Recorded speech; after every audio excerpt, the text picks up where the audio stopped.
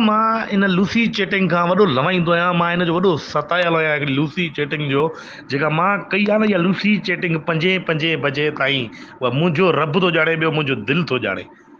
ज़लील chatting जवाबु न ॾे बि त वरी ॼण बि न आहे। तंहिंखां हुनजी हर बकवास तोखे ॿुधणी पवंदी गौर सां। सनी बकवास हुजे, थुली हुजे, तोखे बकवास ॿुधणी आहे। जान, आज मेरे बाबा जान जा रहे हैं कराची और अम्मी जाएंगी मीलाद पे, तो जान क्या प्रोग्राम है, मैं आ जाऊं? नहीं जान, छोटा भाई घर में है ना। न छोटे भाई मां जे चुड हर हंधि भेण जा आई आहे पंहिंजी भेण जे दी ते मीटिंगियूं कैंसिल करायूं हुई कुती है पुट।